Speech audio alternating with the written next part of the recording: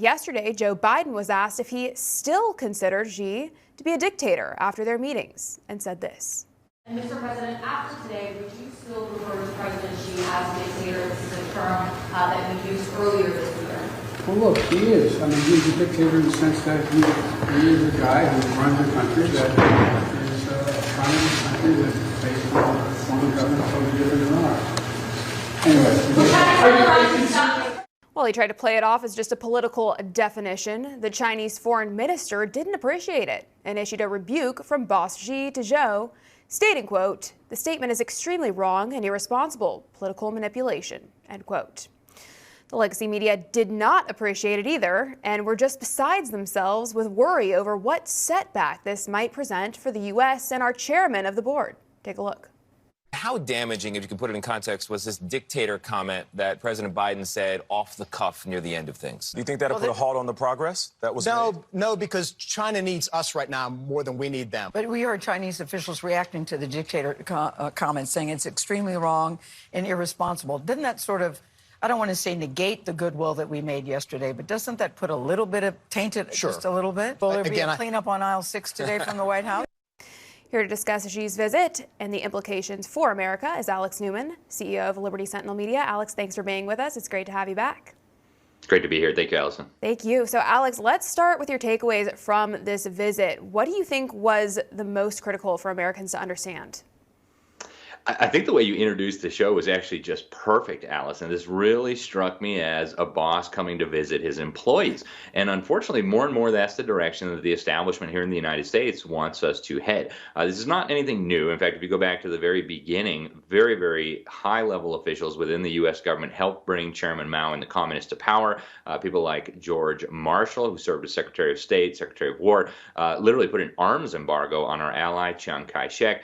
A few decades later, you had David Rockefeller go over there and write in the pages of the New York Times in 1973 that the social experiment in China under the leadership of Chairman Mao was one of the most important and successful in human history.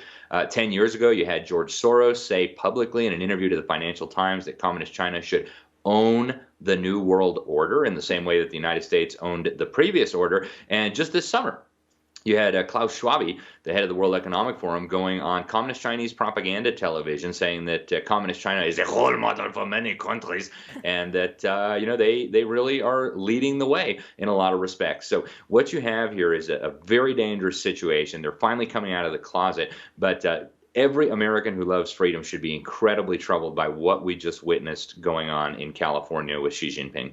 Yeah, they absolutely should. There is no question about that. It is extremely alarming, to say the least. Now, the media here, the Mockingbird media, is clearly hysterical that Biden called Xi a dictator. One said that China needs us more than we need them. Is that accurate, Alex?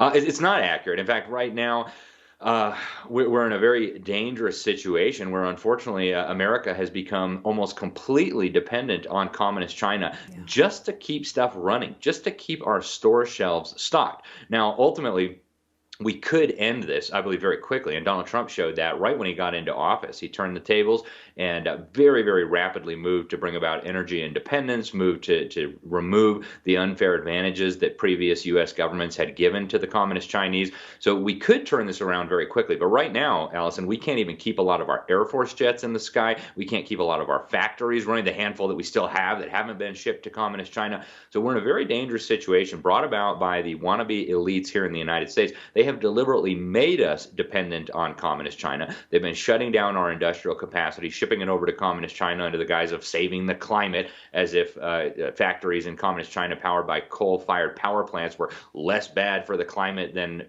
clean power plants here in the United States. It's all ludicrous, but they have made us dependent on communist China very deliberately and very strategically. I believe this is one of the biggest dangers facing our country today, Allison. Absolutely it is, and it's, to your point, so upsetting because it's so easy to fix, yet our so-called leaders want nothing to do with that. It's just so incredibly disturbing. Now, there was a huge dinner held for Xi, and here's a list of some of the CEOs who were not just there, but at his main table. Everyone from BlackRock to Apple to FedEx. Alex, what are your thoughts on who was present and what this might portend? This is more evidence that the elites or wannabe elites in this country have completely betrayed the United States. They are looking at the tea leaves. They're looking at the way things are going. They see communist China rising with the very deliberate assistance of the U.S. government, the United Nations, even Western Europe. And they're looking at this and they're thinking, hey, from a business perspective, we have got to cozy up to the communist Chinese. All our factories are over there now. Folks, look at what's happening. The future of your country is in grave danger. And every one of these CEOs, I believe, ought to be hauled before Congress and put under oath. Joe Biden was right about one thing. Xi Jinping is a dictator. He's not just any dictator. He is one of the worst mass murdering dictators to have ever existed on this planet. He operates a network of concentration camps with millions of people in them. His regime slices organs out of political and religious dissidents to give to members of the Communist Party and wealthy Middle Eastern oil sheiks. This man is a threat to liberty, not just here in the United States, but around the world. To see elites in the United States cozying up to this regime should send a chill down every one of our spines. Yes, it most certainly should. It's sad that most Americans are too distracted with the bread and circuses to realize the truth behind what's happening here. It's just incredible, and I hope more people awaken to the reality of this situation. Now, by Biden's side during the visit, Alex, of course, was Secretary of State Antony Blinken. Here he is while Xi is speaking through a translator. Can you see the tears in his eyes, Alex? And then when Biden calls Xi a dictator, he winces like he was punched in the gut. What do you think this emotion from Blinken is all about? What's going on here? Yeah, again, at the very highest levels of the establishment in the United States, you have an incredible affinity for communist China. If you look at organizations like the Council on Foreign Relations, which has absolutely dominated U.S. foreign policy for generations now. If you look in Washington, D.C., I mean, they've been giving money to the Clintons. They've got Bushes on the payroll. They've got John Boehner on the payroll. I mean, they have in both parties, they have at the highest levels of power, they call them friends.